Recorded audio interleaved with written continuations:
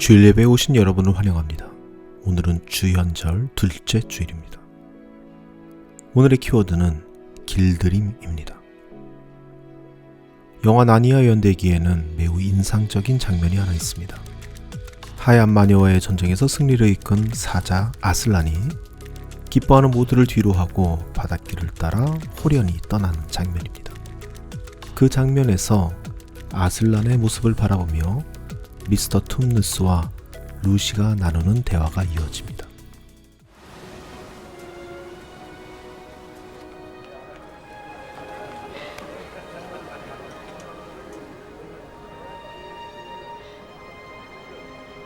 Don't worry. We'll see him again. When? In time. One day he'll be here, and the next he won't. But you mustn't press him.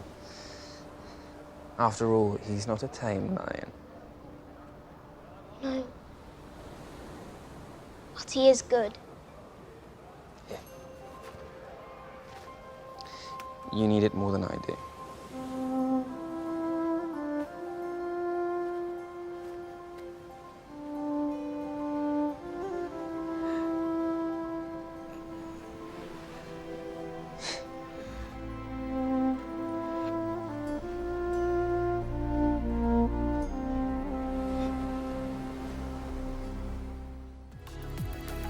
미스터 툼누스는 사자 아슬란을 바라보며 이렇게 말합니다.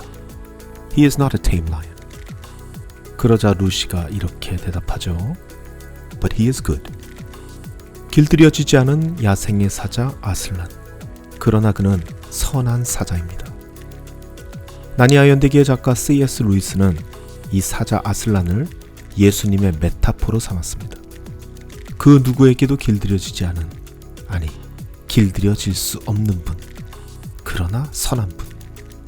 이것이 바로 C.S. 루이스가 생각한 예수님의 모습입니다. 그리고 저 역시 예수님을 그렇게 기억합니다. 그 누구도 예측할 수 없고 통제할 수도 없지만 그럼에도 불구하고 그의 행동은 항상 옳고 정의로운 방향을 향하고 있습니다. 그래서 저는 예수님을 믿습니다. 그는 정의를 행하시기에 사사로운 이들에게 쉽게 유혹당해버리는 저라는 사람에게 길들여지지 않는 분이십니다. 오히려 저를 정의로 이끌어 가시는 분이십니다. 그래서 저는 그를 믿을 수밖에 없습니다. 제가 간절히 바라고 원하는 것은 우리 지체들 또한 그러한 예수님을 믿는 것입니다. 나의 이득을 대변해주는 예수님이 아닌, 나의 욕심을 지지해주는 예수님이 아닌, 나의 나약함을 변명해주는 예수님이 아닌, 고집불통에 득실을 따져서야만 움직이는 나에게 길들여지지 않는, 그 어떤 사람도 길들일 수 없는, 통제할 수 없는 정의로운 예수님을 여러분도 함께 믿기를 원합니다. 그러한 예수님이기에 그는 우리의 파운데이션, 즉 우리의 기초와 토대가 되는 것입니다. 오늘 우리는 우리가 부지불식간에 범하는 가장 큰 죄를 이야기하려 합니다. 길들일 수도 없고 통제할 수 없는 예수님과 하나님을 감히 길들이려 했던 죄. 다시 말해 스스로 하나님이 되어 하나님을 길들이려 한 신성 모독의 죄를 함께 고백하고 이야기하려 합니다. 다 같이 기도하시겠습니다. 사랑과 은혜의 주님, 오늘도 이 예배 시간을 통하여서 우리를 붙들어 주시고 아버지 하나님의 주권을 선포하시니 우리가 주님께 길들여집니다. 하나님을 온전히 나의 하나님이라고 고백하며 예수님을 나의 온전한 구주로 고백할 수 있는 우리 모두가 되기를 소망합니다. 오늘 바쳐지는 이 시간과 물질에도 주님께서 축복하여 주시고 이 모든 것들이 이웃사랑에 온전히 사용되어질 수 있도록 주님 축복하여 주옵소서. 예수님의 이름으로 기도드리옵나이다. 아멘.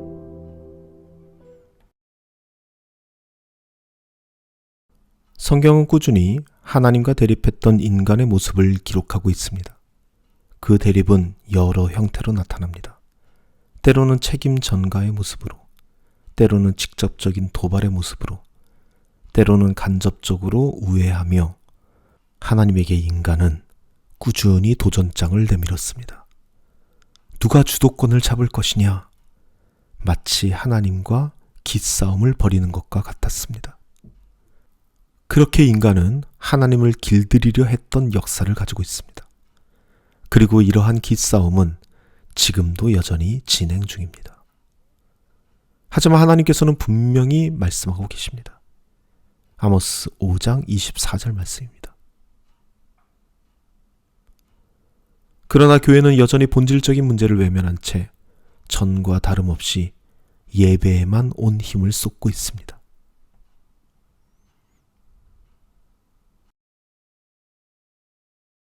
기도만 하고 있습니다. 멋진 찬양에만 온통 관심이 쏠려 있습니다. 이러한 이들을 향해 예수님께서도 강하게 말씀하셨습니다. 그리고 그 말씀은 오늘날 우리에게도 여전히 유효합니다.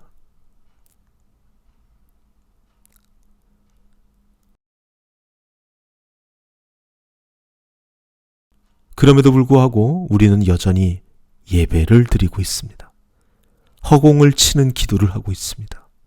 찬양에만 몰두하고 있습니다. 저는 그들이 도대체 어떤 마음으로 하라는 것은 그렇게 안 하고 이젠 그만하라는 것을 그렇게 계속하는지 최근 여럿의 입을 통해 듣게 되었습니다. 이러한 말들이죠. 이 시대의 정의와 자비와 신의를 지키고 어떻게 살아가라는 겁니까? 이 험한 시대에 우리가 그렇게 살아갈 수 있다라고 생각하십니까? 이러한 말들은 결국 저에게 이렇게밖에 들리지 않습니다. 그러니 그냥 우리가 드리는 이 예배나 잘 받으시고 우리에게 복이나 주십시오. 결국 하라는 것은 하지 않고 하지 말라는 것은 계속하는 겁니다. 우기는 겁니다. 하나님을 길들이려는 것입니다. 하나님과 예수님을 내 입맛에 맞게 조정하려는 것입니다. 하지만 하나님께서 찾으시는 사람은 단순히 예배를 잘 드리는 사람이 아닙니다. 그런데도 불구하고 지금 많은 목사들이 이렇게 말하고 있습니다. 하나님께서 찾으시는 사람은 진실된 예배자입니다.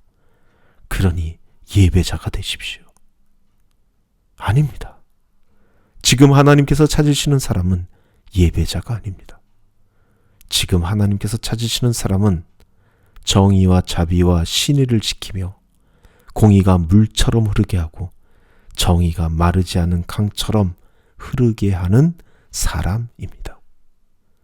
하나님을 길들이려 하는 사람이 아니라 하나님께 길들여진 사람을 찾고 계십니다.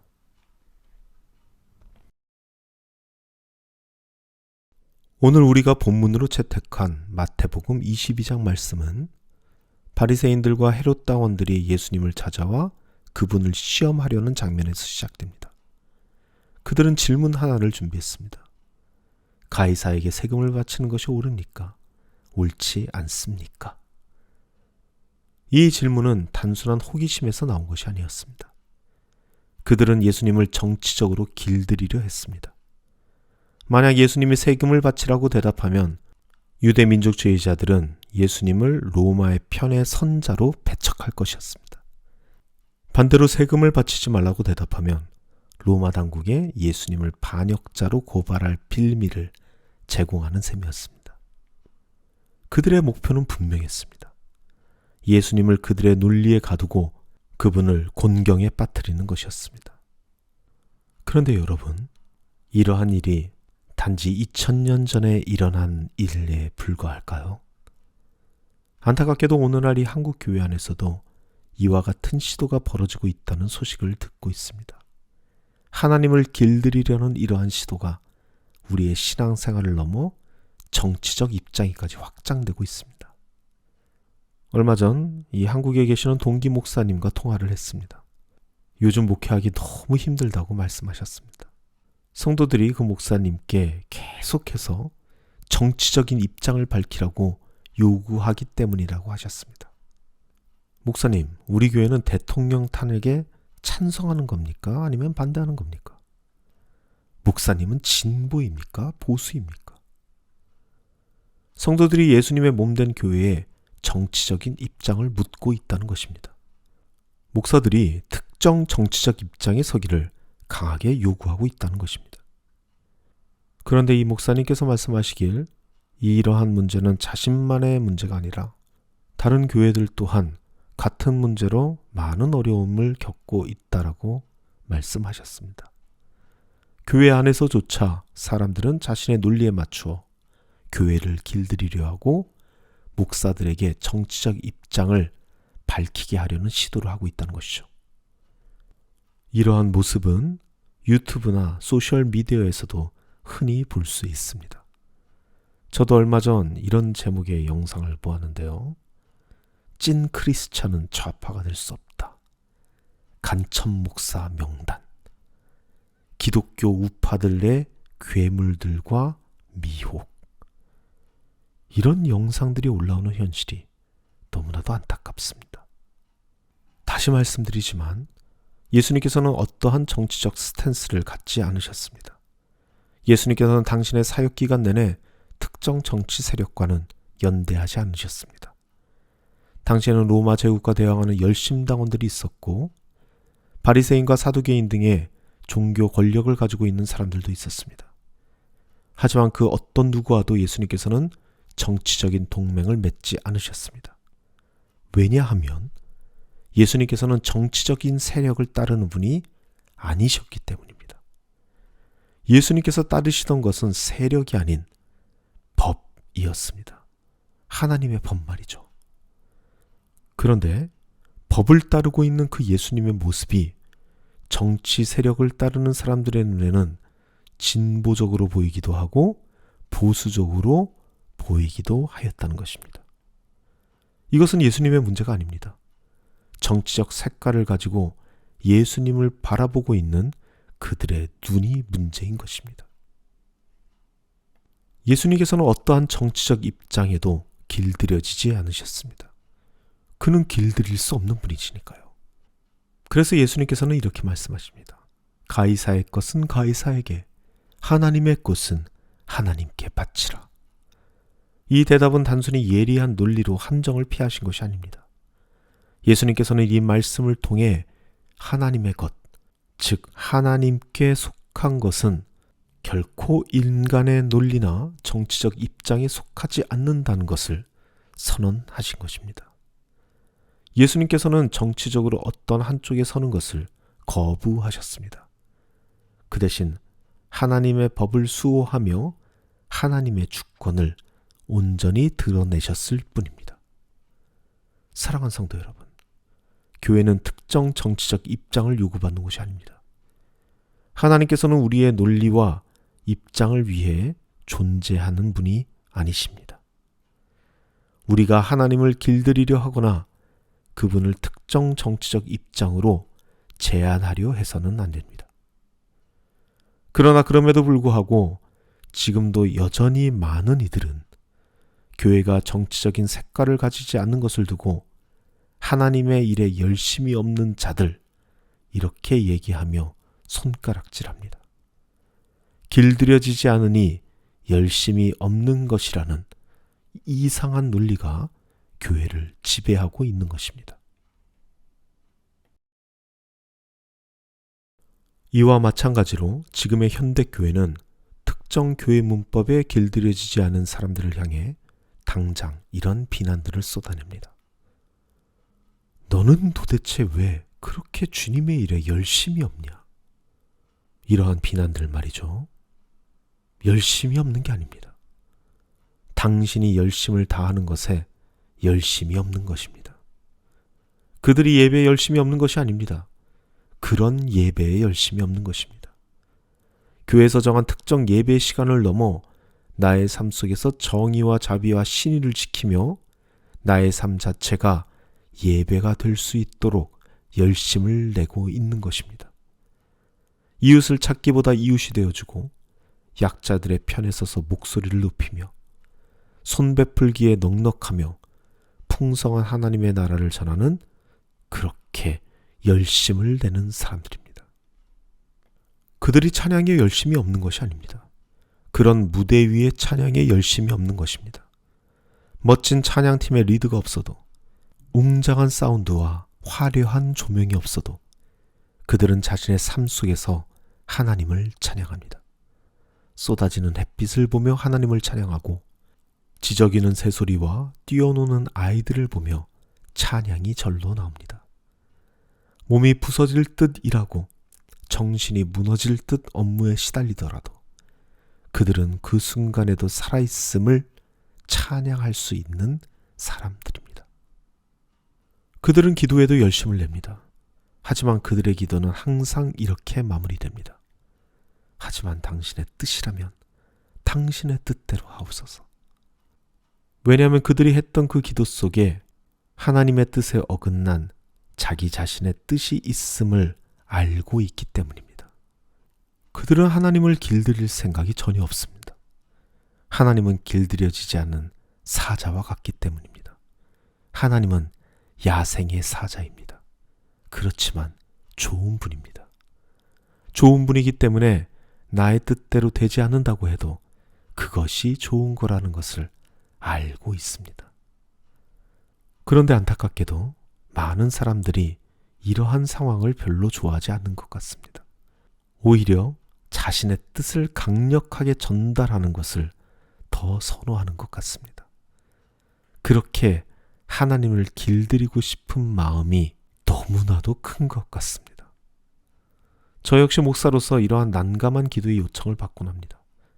많은 사람들이 정말 말도 안 되는 기도 제목을 가지고 나옵니다. 그래도 목사로서 중보하기 위해 그래도 제목으로 그렇게 가지고 나왔으니 그 되지 않을 것을 놓고 기도합니다. 하지만 결국 안 됩니다. 그런데 문제는 그것이 안 된다고 하나님을 원망하는 것입니다.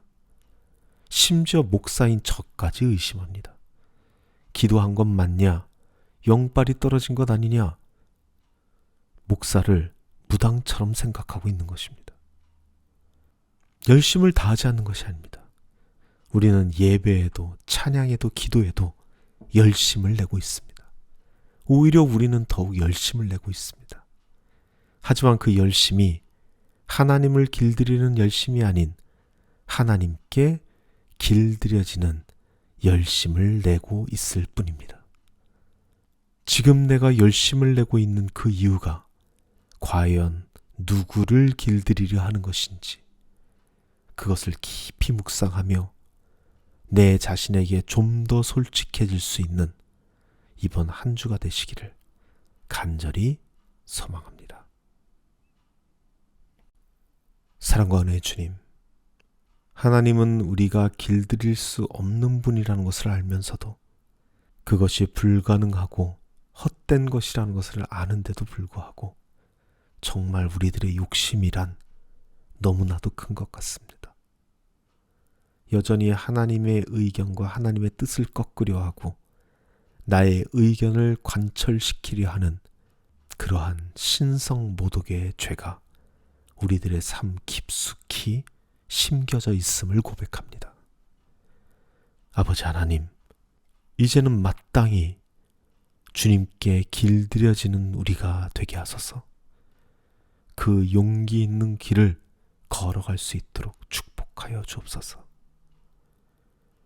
이제는 우리를 죽기까지 사랑하신 우리 주 예수 그리스도의 벅찬 은혜와 우리를 사랑하사 독생자 예수를 이 땅에 보내주신 하늘아버지의 극진하신 사랑과 우리의 삶의 인도자이자 보혜사 되시는 성령님의 사귐이 여기 모인 주님의 자녀들 가운데 영원토록 함께하기를 간절히 축원하옵나이다.